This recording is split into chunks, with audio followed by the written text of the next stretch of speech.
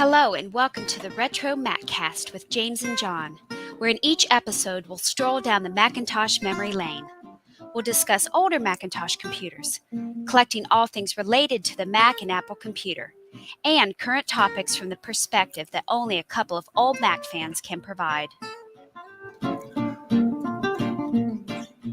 Isn't that much better? See, now we can talk at the tail end of the music. It Yeah. doesn't cut off abruptly. How you doing? Good. How about you? Doing good. I see you've got a little alteration to your backdrop. Yep. To kind of go along with today's episode, I put the quad nostril behind me. The quad nostril. Quad nostril. Was that a commonly used? You've mentioned that. My favorite nickname for the mirror drive door. I want to say that you coined that. No. You got that from somebody else? I got that from somewhere. But I have to ask people in the chat if anybody. Has anyone else heard quad nostril for that? Because obviously the wind tunnel I think is probably more normally the wind tunnel. heard. But... Is that what it's called? Yeah. Yeah, the wind tunnel, Mac, because of wind the tunnel. loud noise. A lot of people call it the wind tunnel. Yeah, that's kind of the common one. But I quite like quad nostril. Okay. All right, quad nostril it is. All right, well let's start the show for real. Let's go in 3, 2, 1. Welcome to the RetroMacCast with James and John. This is episode 629 for October 16th, 2022. Good morning, John. Good morning, James. John likes the official nickname or the unofficial nickname of the Power Mac G4. What was the real nickname though? The official code name for it, I don't know.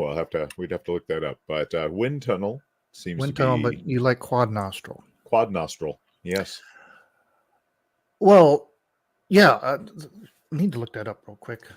Sure. I don't have that off the top of my head, but that is one of the subjects of the Mac Addict in October 2002, which we're going to dig into in a little more detail here later on as I look up. They just called it mirrored drive doors, right? Oh, really? No clever code name? Well, was that the clever code name?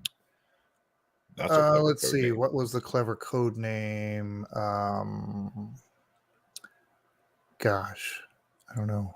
I'm looking. Aren't the code names all in Mac Tracker? I thought so. Yeah. It's not popping up to me here quickly, but okay. Anyway, okay. Maybe somebody can look it up. All right. We've got that. We've got eBay finds. Lots of interesting news stories. Got a fair amount to talk about. Okay, well, why don't we come back with some eBay finds? Sounds good. Did somebody look it up? Let's see. Oh, code name Macintosh or MDD. Let's see. Wikipedia sometimes has the code name as well. Yikes! What? No, Wait, no, that's not the whole. That's not. That was Yikes. the logic board. Wasn't it? Yeah. Well, I think that whole series was Yikes, but the G4s. P57 is what I'm showing. P57. Okay. I don't know what that refers to.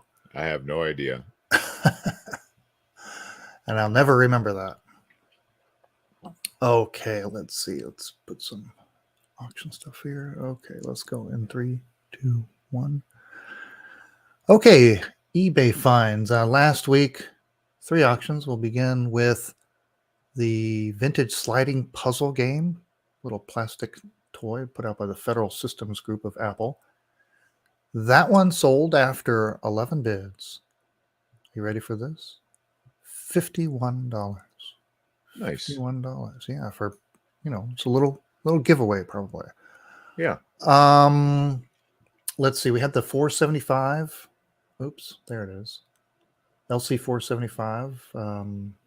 This one. Oh, it had a 2E card, right? That was what was unique about it. Mm-hmm. Right. Yeah, an operating 2E card.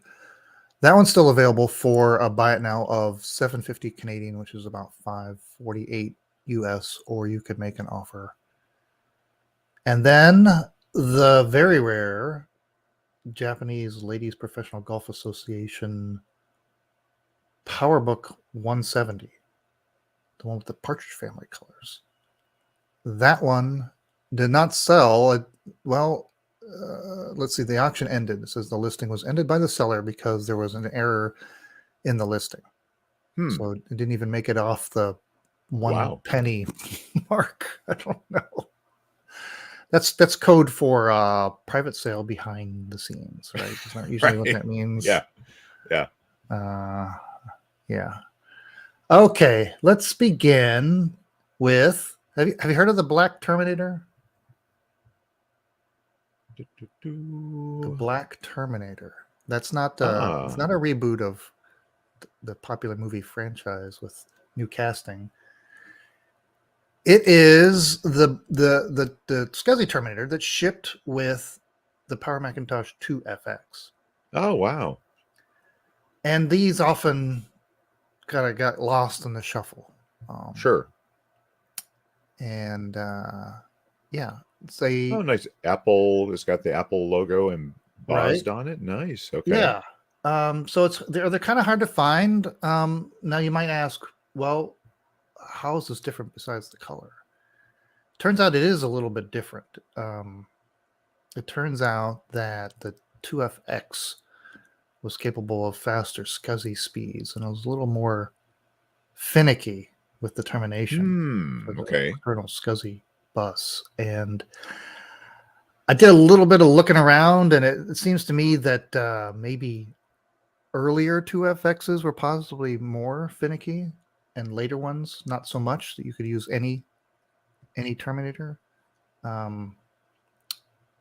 So there's still a little mystery behind this as to exactly where the cutoff was and how to get around it. But here's the Apple document, Apple 2FX. Okay, good, because I was looking at this. Now I always assumed that the whatever is at the end of the SCSI chain is supposed to be terminated, and yet this is obviously not like a cap at the end of it's got a pass through.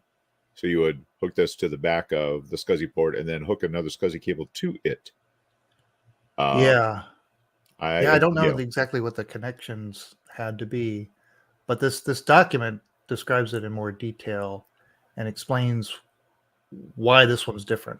In fact, if I scroll down here, it says, "Why is there a new Black Terminator for the 2FX?" And there's where it describes the faster transfer rates up to 3 megs per second. Oh, okay. And the components on the 2FX were susceptible to signal reflections on the cable. So the new Terminator adds the filter capacitors and changes the resistor values for some of the signals to reduce the reflection. So, I think it comes down to a reliability thing, maybe not get the speeds you need. And again, this may be dependent on what part of the 2FX. So I guess the takeaway is this: if you've got a 2FX out there you're still using and you seem to have SCSI issues, now you know why. Yeah, right. And you want one of these. And so this one up for sale is, the bid right now, there's one bid in, and it's at $50. I think that's what it started at, is $50. Located in Pennsylvania, has 14 hours to go.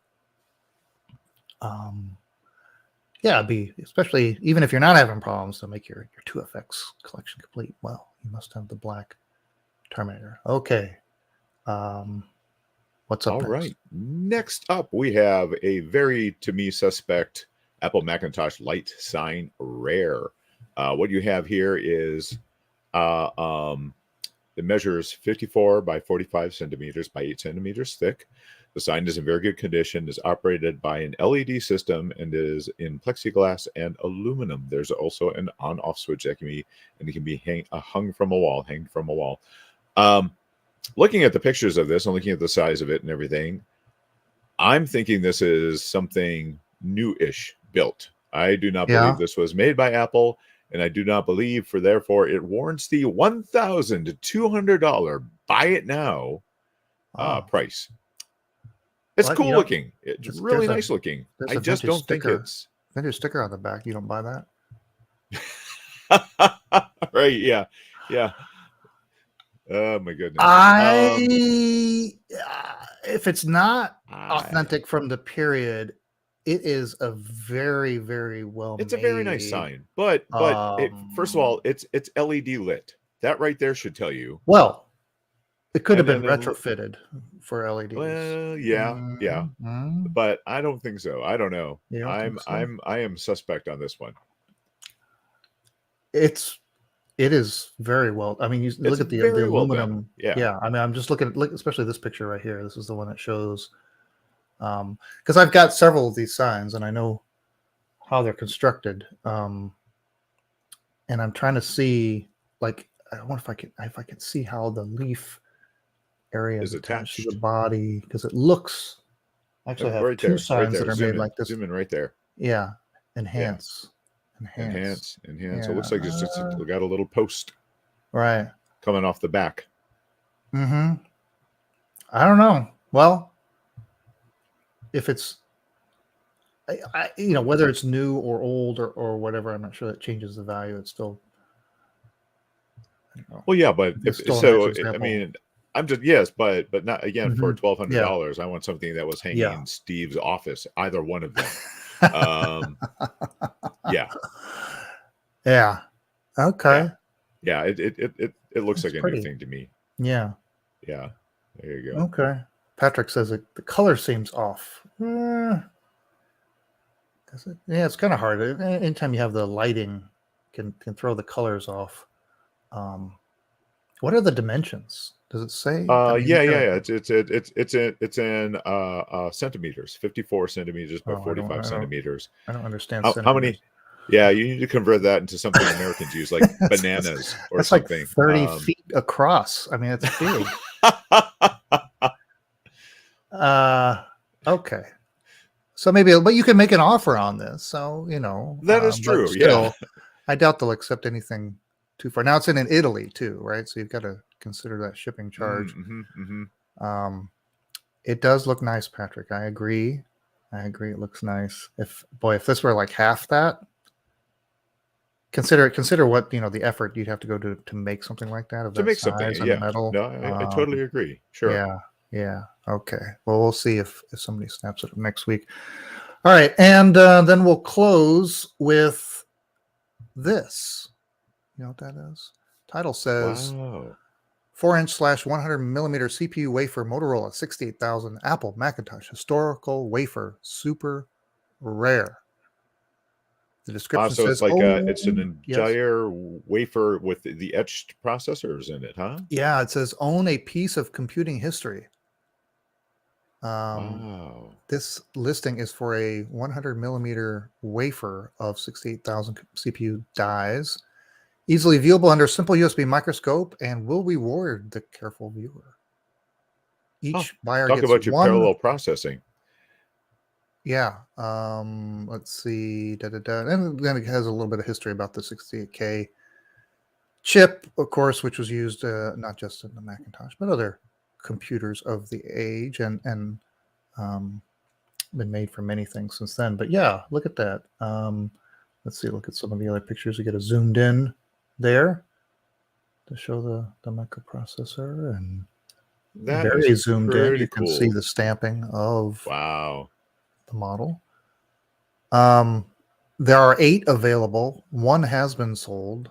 They want a buy it now of $199 for this. And yeah, kind of cool. So look at this right here. The whole wafer. So the whole wafer is only 4 inches across. Though is that what I'm reading right? The whole. Yeah, I guess that would make sense. So you just get. It's a you don't get that 4-inch wafer. Right. You get that little one of them because he's got 4 left. Yeah, so it's a little. You're paying for that. But I was just pointing out. Look at the zoom in here. See the little Motorola logo. Oh wow! Yeah, that's pretty awesome. Components. Yeah. So yeah, I think when we're talking about, you're going to get like one of these. If I'm not. Oh, so I thought it was the whole wafer. Well, I thought it was the whole round, because one of those isn't. It's He's not snapping them well, off of that thing and selling them, is yeah. he? You know what? I think you do get the whole thing. It I think says the you get the whole listing is thing. for a. It is a wafer of 4-inch dies. Right. So you get, yeah. So I guess he's got a stack of these right here, and you can see it Yeah. in So scale 4-inch, next to 100 millimeter wafers. it's sitting on top of a MacBook. Oh, yeah. All right. Good. Good. So there's Yeah, a scale. Oh, yeah. Okay. Right. yeah. So yeah, that whole thing's about 4 inches across. Then What? going by the notch on the MacBook there. Yeah, the whole thing's four Okay. inches across. No, the whole Yeah. thing's 4 times whatever this number is. 1, 2. Well, it's almost a shame it's not a little bit Yeah. bigger, so it could look nicely mounted on a wall. But Oh, I think that would yeah, look pretty nice if cool. you matted and Oh, well, framed it. yeah. Yeah. Matter, Yeah. especially if you like threw in a little like info. Yeah, a little plaque. Uh-huh. Yeah, Yeah. I think 199 is kind of cool. Fair for that. That's especially had a set up a little like a jeweler's loop or something next to it, and you could zoom in on that. But really cool. Anyway, let's see. What else can we say about this? It does ship from China, Greater China. No, located in Hong Kong. I got it. There we go. All right. Located in Hong Anyway, Kong. did you mention it does make an offer besides the 199? Yeah. By now? Okay. Yeah. Yep. Cool. Very cool. Okay. Well, we'll see how many are left next week.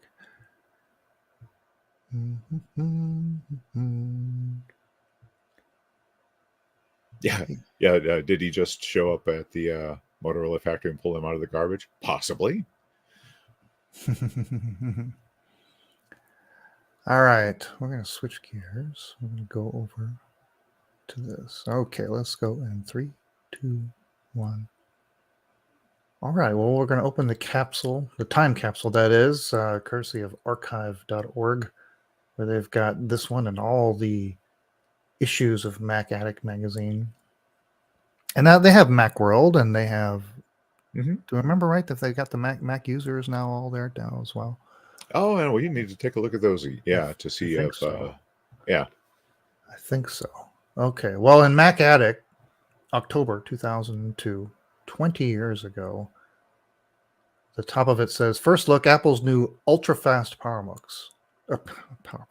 Macs, all with dual G4s, 1.25 gigahertz power PC, advanced graphics, double speed RAM, 167 megahertz system bus, and insane storage options." Insane.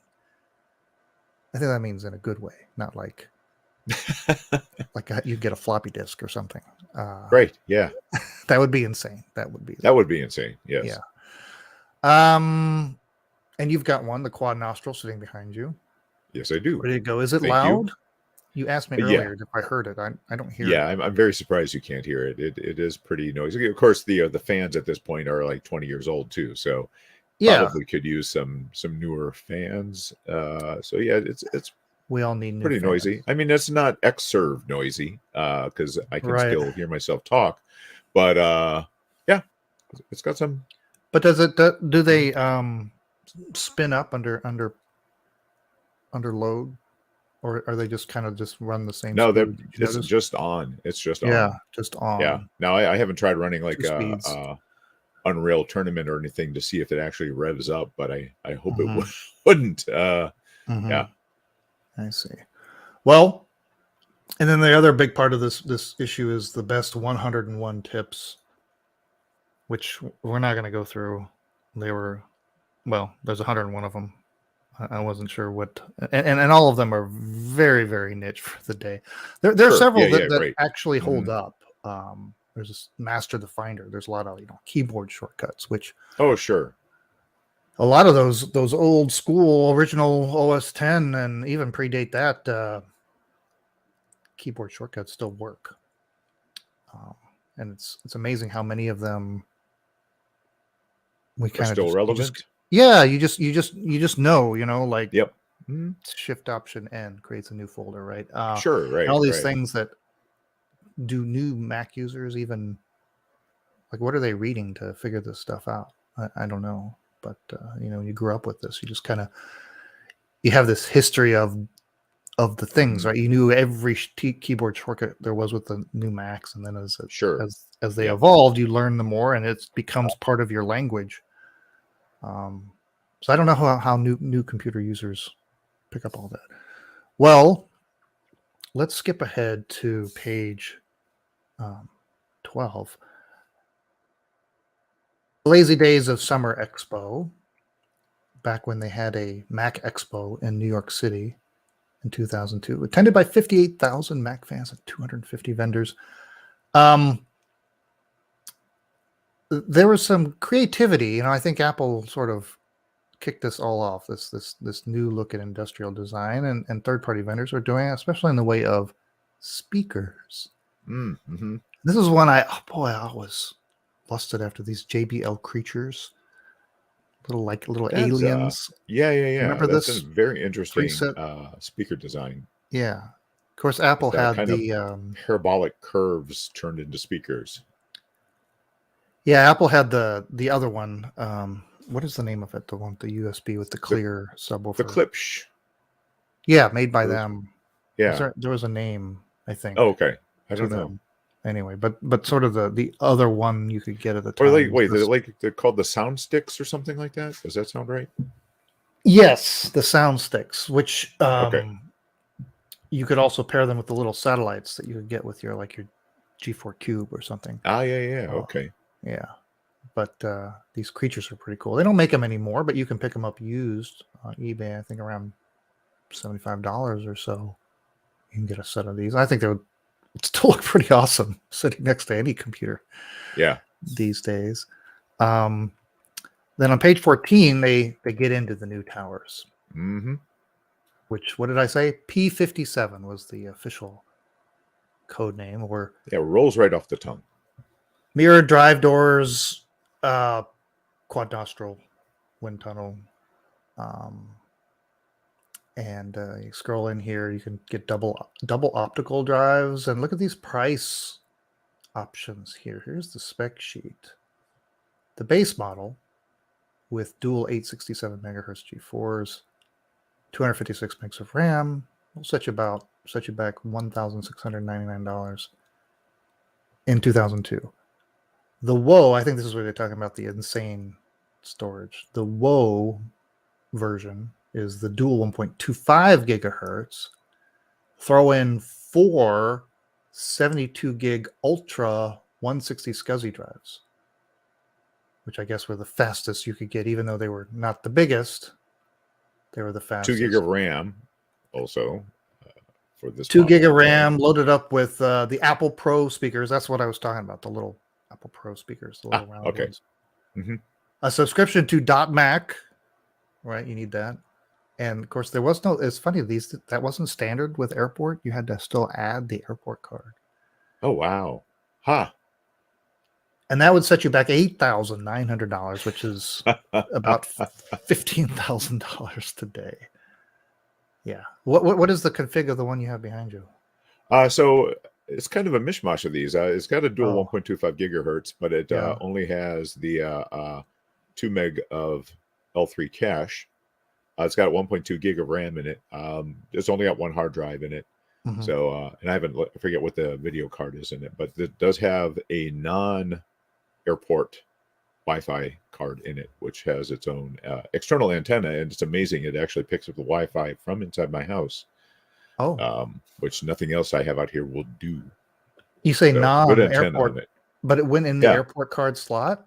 No. It's got a PCI. Yeah, Wi-Fi card in it.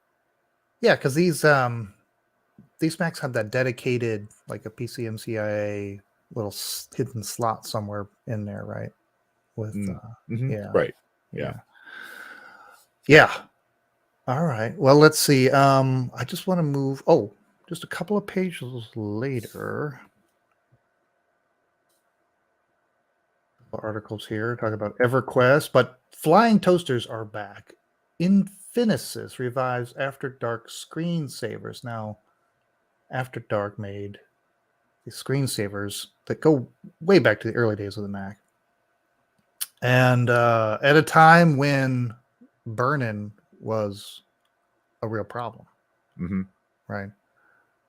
You could pretty much destroy your computer, or at least the monitor, if you allowed it to set on a static display for any length of time. Sure. Hmm.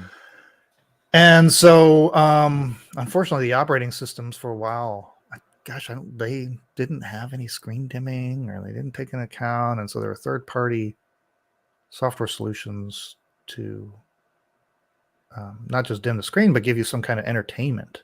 Yeah, by the exactly. screen. Because of course, by the time these models came out, first of all, it would turn off your monitors Yeah. and LCD screens and stuff for the same burn-in, but it was still nice having a screensaver just cause.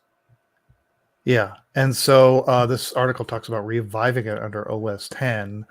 I wanted to go back and look at the history, so I think we will next week. To look at the history of After Dark and the screensavers. A lot of fun stories along the way. Mm-hmm. And I just downloaded this to put on the system behind me, but I haven't had a chance to play with it yet. So. Yeah, it's still available. Infinisys. Infinisys.co.jp. Could you? You I can saw actually. There was a price on it. Yeah, I so. Uh-oh. I still don't know if it's like. I mean, I was able to download it. I wasn't able to download it. I went to their website. It had a link to download it, but it was like there was like you don't have permission to download it. I was able to find the same download off of one of the download sites, like software.com sort of site that could link you back to the original web page.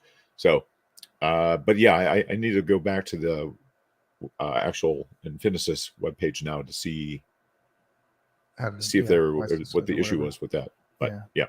Okay. But yes, well, yeah, we'll talk OS more 10, about of course, that has next week. screensavers built in. That's what running behind me is one of the default screensavers for OS 10. Well, even though the iPod had come out by then in 2002, doesn't mean people weren't still selling their own MP3 players. And this is the iRock 530. I thought, boy, is that one ugly thing. But it had its place. It still a just a regular fixed storage, but this one had an SD card in it, which made it expandable. Okay. Mm-hmm. And so if you couldn't afford the iPod, which was, gosh, I think $4.99 back then, which, in today's dollars, that's like $750. It's not cheap. You get something like this, the iRock 530. They say it's no iPod killer, but the iRock 530 is pretty killer. Now It looks like it was pretty small, too, looking at the earbud. Yeah. Yeah. Compact. It lasts what? I don't know how many hours it says on battery. It does say that, or AAA. Yeah, and 128 meg of internal memory is enough for 2 hours of MP3s. But then, 10 hours. The fact that it had, yeah, 10 hours on a AAA battery, pretty good. 128 megs. You could put 64 meg SD or smart media SD. I said SD, but this is smart media back then. Oh, so if you wanted to match the iPod's 5 gig capacity, you'd spend about $4,000 on smart media cards because they were $50 per 64 megs. Yeah, I'm not even familiar with when the smart media cards. Are we just talking like the smart media was sort of the standard for a long time for digital cameras, and apparently MP3 players used them too. Right. Okay. Yeah.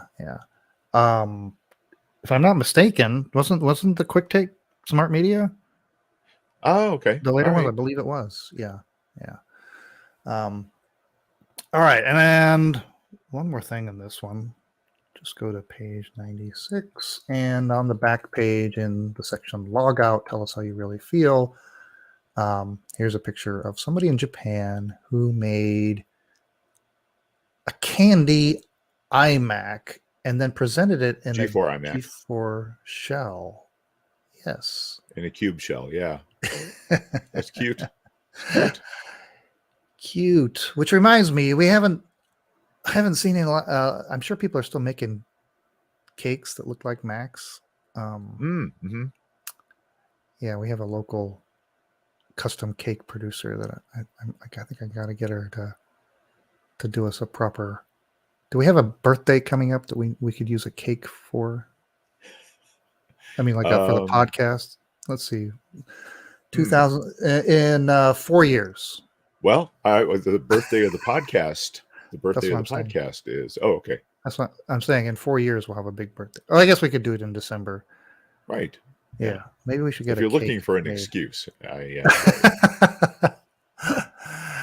Anyway, it was kind of a ho hum issue, really. I mean, unless you really dug into all those tips, which frankly were kind of boring, probably even for the day, boring. But that was Yeah. October. So Yeah. to kind of not that it's necessarily boring, but there was the tonal shift with Mac Addict about this time, and I think it lost a little bit of its fun when they went over to the kind of more normal looking formats and stuff like that. They got kind of rid of some of the more joviality that was in the previous years. Well, they weren't fighting for the Mac anymore.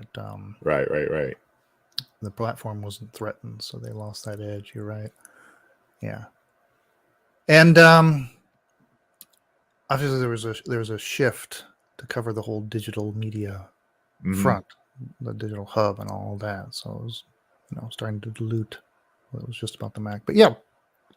Anyway, that was Mac Addict, October 2022. All right, Ron, you're killing me with the comments. Thank you, the Garth, low for version. confirming. Yeah, QuickTake 200 use smart media. Of course, the earlier QuickTakes were all just standard built-in storage, which somebody look up. What was the original QuickTake 100 storage? How many megs did it store? Was it anywhere near? I remember when I was in 2 megs, maybe. When I was in college back then, I was taking a digital photography class, and I forget what camera it was using, but the storage media was 3 1/4 inch floppies, and you could fit like 4 pictures on 3 1/4 or 3.5. 3 1/4. 3 1/4 was a 3.5. 5. I always mix a 5 1/4, 3.5. I do that. So I didn't know if often. there was another format that just preceded the 3.5. Nope. Or it came after the 3.5, right? It was just a little bit smaller. just a little bit smaller. No, Jarks, the QuickTake 100 did not have a floppy drive. Unless you, the Sony Mavica, or did they call it the Mavica back then? I think it may have been. I have it, the floppy disk based Sony digital camera. It was one of maybe in the first one I got. Spent like something obscene, nearly $1,000 for it back then. But it was a game changer. Yeah, the QuickTake had fixed storage, which was probably around 2 or 4 megs. The first 100, the 100 and the 150. Okay, let's switch to, why is that showing up there? Switch to the news. That's weird. Let's see.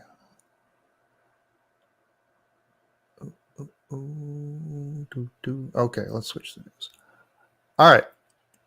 Let's go in 3, 2, 1. It's time for the news over on Reddit in the Raspberry Pi subreddit. It's a posting about Macintosh.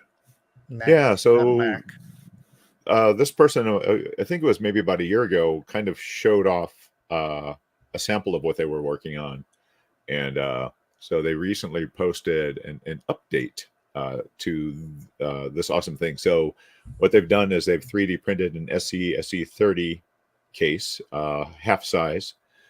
And instead of running a Mac emulator on it, what they've done is they've done their launching operating system to look like an old Mac.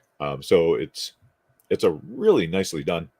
What's really nice is because it just looks like the operating system, but you can do things like have the weather on the desktop and stuff like that. But you can also launch other applications. Very nicely done. It looks like there's 2 big speakers in the front, so it's probably got some pretty good sound. They go into what's in it. You can go over to, could you back that up just a little bit? I was trying to find the website that you can go to. Oh, at the very end that they. Yeah. Yeah. Yeah. So orblaboratories@gmail.com for more information and custom builds. So yeah. Orb Labs is the person that posted it. Yeah. Yeah. Yeah, I like so that. yeah, definitely check that out. It's pretty cool. That case is really Yeah, sharp. case is really nice. Yeah, it's a very nicely done. I don't know if the 3D model is something that was already available or if it's something they did. Mhm. Yeah, and he has and he's got he or she's got a real SE for scale right next to it in the Yeah. video. So yeah, you can see it's a half size. Oh, it's great. Even down to the little programmer switch, which I maybe are functional. They're in actually some way. using it. Yeah, if again at the end it mentions what all the different features are on it as far as on-off dimming and some other stuff. Yeah, wouldn't that be cool to have like a almost a hypercard looking front end? Yeah. Modular. That's kind of what this reminds me of. But yeah. So like on the, it's got the clock, it's got the date, it's got the weather. Pretty cool. Pretty cool. Yeah, and you could push a button; it could tell you what the weather was in 1987. That would be funny. All right. Well, again, that's Orb Labs over on Reddit. All right. Saw this the other day. This was over on 9to5.mac or 9to5mac.com. There was an auction recently for a sealed original iPhone, and it went for a bunch of money. And then they were also auctioning off an original Apple One operation manual. And it sold for like $42,000, and it turned out that it was a replica. Oh, a very good replica. Here's a photo of it, which is kind of wild because see this. There's a stamp there for the Byte Shop. Yeah, from back then. Which was that or recreated? Was that recreated or was that part of the? I mean, that's kind of cool. Was that a replica too? I mean, I don't think the seller knew it was a replica, but it turns out there was a story behind the replicas that way back in, when was it? In the 80s. I guess there was a reprint made in Germany. It was a giveaway for a local developers conference. Interesting. And they made a few hundred copies of them, but it was a very good replica. And so it turned out that somebody really looked at the details and found it was I guess it was 1983 that it was a reprint. So anyway, but still valuable, from then, a very good reprint that there are only a few hundred around. And the person that won the auction actually made an offer on the reprint, and I think for a couple thousand. Oh, well. And they accepted that offer and then paid them back, refunded the buyer the difference from the $42K that was originally put down. Oh, ouch. Wow. Yeah.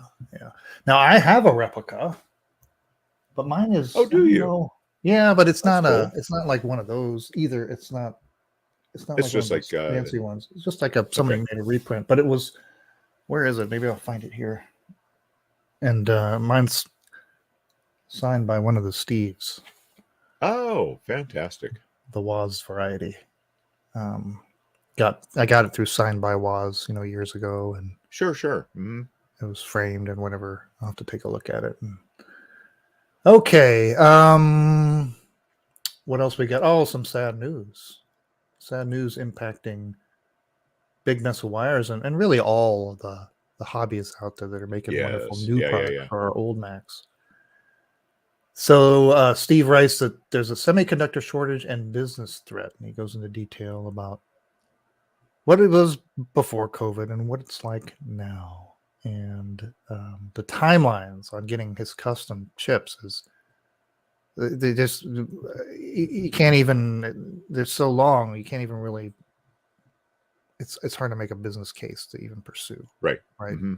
new builds and whatever. And so it's sort of threatening, everything he does, really. So all your favorite products, like Floppy Emu and such, there's just risk because of the shortage. So it's bad. He's having to scrounge for parts, and we just got to cross our fingers that there's to get out of this shortage and Yeah. get back to Yeah. time. Yeah. Because we were in a wonderful time in history for RetroMac Oh collectors. my gosh, right? Yeah, all the different SCSI solutions out there. The Floppy Emu is just like the design talk tools, about your Swiss Army knife of Mhm. drive emulation. Yeah. Yes, All Scarlet right. Swordfish. If you don't have at least one Floppy Emu, definitely get a Floppy Emu. Yeah, he's updated the prices. They're now $1,300 each now. So, He's going to start selling them on eBay, and it's going to say rare. No. All right, and some happier news. Look at this resurface. This is the DuoDock LC.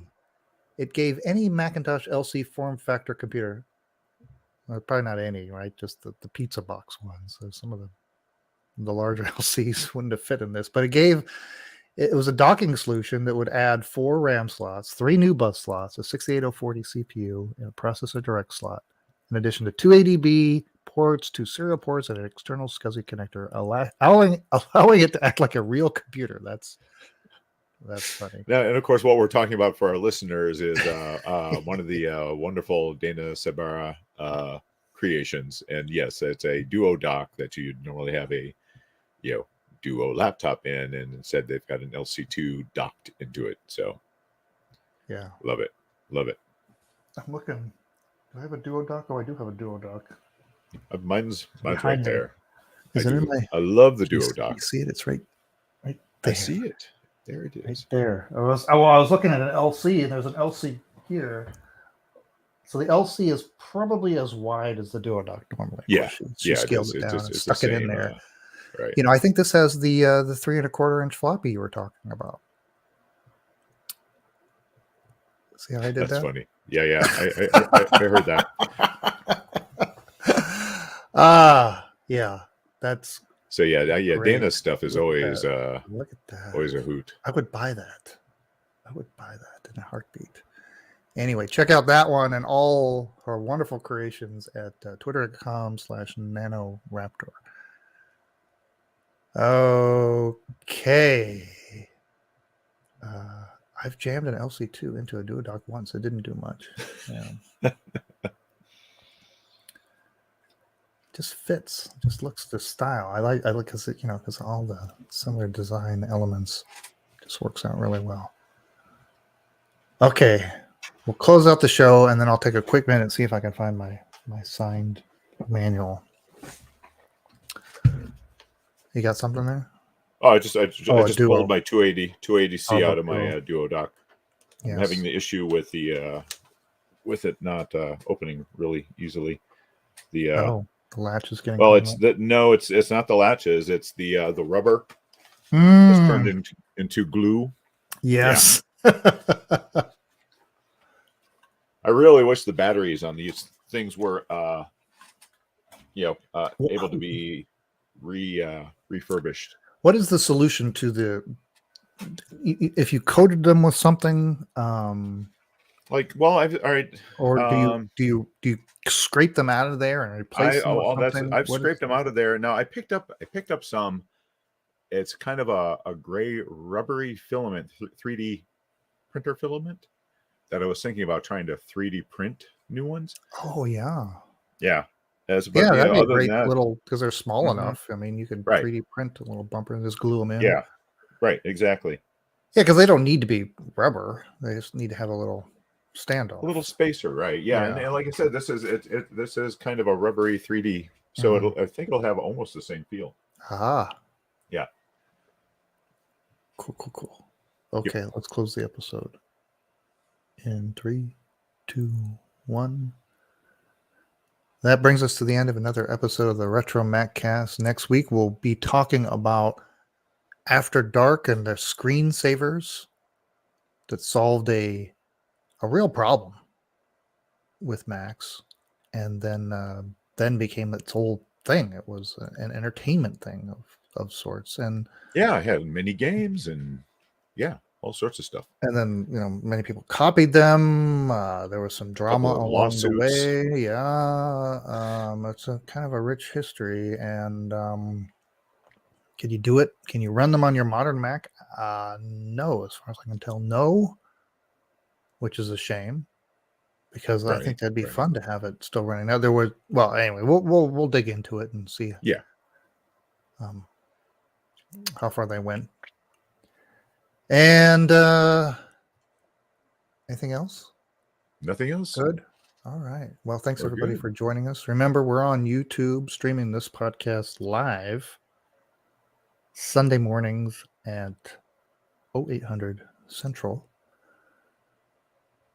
Or, of course, you can always just listen to the audio podcast, which is at RetroMacCast.com. We'll be back next week. Remember, it's not old. It's retro. Okay. Right. All right. Entertain the show, or entertain the audience. I'll see if I can grab my... I'll be right back. So we're talking about Big Mess of Wires. I've got the Yellowstone that I got to put into something. I recently purchased some stuff from Big Mess of Wires. Yes, Scarlet, if you don't already have a floppy emu, do get one. Backflip. All right. That was easy. It was right. Oh my gosh. See this? Talk about rubber. There's like the side of this frame is getting kind of sticky, like the paint or something. I don't know what's going on, but so these were Signed by Waz still live? Anybody know? Check Signed by Waz. Oh, it's still up. Hell, I'll go Now so I think the originals were just on bond paper. It was bound and whatever, just white paper. This one they printed on like this old timey sort of yellowy kind of whatever paper. Oh yeah, kind of a parchment looking. Yeah. I gave it a little more an antique feel to it that kind of went around with the original Apple logo there. But yeah, a little signature there. And then it's just it's got those little, I forget what those little paper fasteners to bind the pages. So it's the full manual. But of course, what's cool is just the cover and Waz's little autograph there. So I stuck it in a little frame, and they used to hang in the old place. Just haven't gotten around to hanging it here. Gotta find a good spot on the wall. All right. So Signed by Waz is still there. All there. items limited to 5 per customer, unless otherwise noted. So yes. Can you get that? Can you get the Still good to manual go. still? I'm trying to see what is on their memorabilia. I guess you can send them. You can New. send them something too if you wanted to. Steve Woz It is there. bobblehead, Apple One version. What? So let's. I So think you we can need to still do buy an the update manual. on. I'm trying to find the manual. It's very slow loading. I don't know what he may be hosting this off of an Apple Oh. computer, like original. You Look at found that. it. Okay. Yeah, years later, you can still get the manual. So this is exactly what I have right here. $90. I don't know what I paid back then. Pretty good. Pretty good. I'll show you my favorite Signed by Waz thing that I have. It's let's take it out of the plastic. Floppy disk. Well, yeah, but it's just the way he signed it. Because the ones you see on the website aren't signed like this. But Oh yeah. isn't that great? Yeah. Well, I hope you only paid 2/3 for it. He owes me an O. So you can get a framed Apple One aluminum schematic. Oh, that's out of stock. Oh, is that etched in aluminum? Boy, I needed that. Ooh. Is that coming back in stock? It says temporarily out of stock. I can't zoom in on that. I guess I can zoom in on the web page. So yeah, it looks. Oh, look at that. That's pretty. What did that cost? We don't even know. That would be really awesome. Now you can get it printed, which is still cool. $85. That's awesome. Yeah. And I like they're out of stock of the reference manual. The motherboard replica, Oh, sure. Yeah. $2,500. That sounds a little. So they do also do a mail-in service, so you can get your items signed by Woz, and there's an email for signed by Woz at woz.org for pricing details. Because I don't think I'll ever get a chance to meet him, unlike you, who has gotten to meet him. And I do certainly have I would love to get my original Apple IIe, that I had since new, signed by him. I think it would be an awesome thing. So it's pretty cool that he still has. Yeah. So the bobblehead, nice. There it is. $200. Oh, I like these are nice too. The Apple One framed logo. Only 5 remain. Wait. Is that signed by him and by Ron Wayne? Yes. Whose signature is that?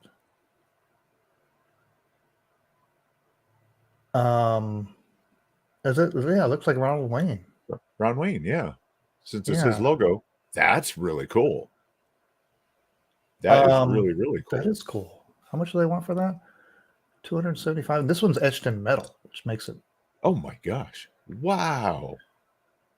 Oh, that's nice. That is nice. Speaking of Steve's, Steve Mac84 has one that's signed by just Ron Wayne. Yeah, you could get stuff from Ron Wayne's website. Nice. But the bobblehead. Let's look at this bobblehead.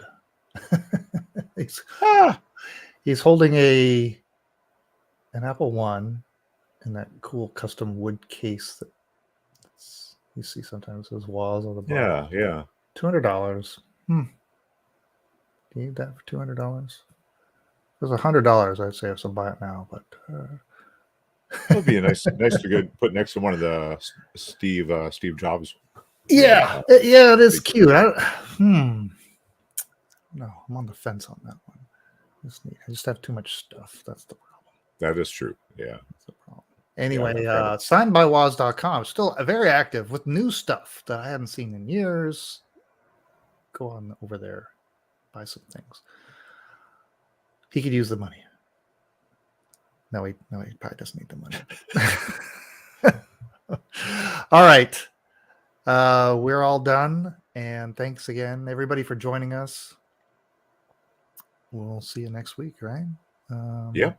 See you next week. After dark. Looking forward to it. After dark.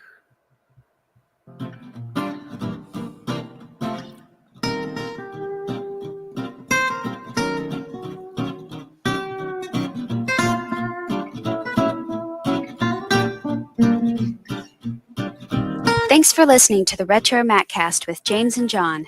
Email listener comments and questions to retromaccast@gmail.com or post comments on our website at www.retromaccast.com.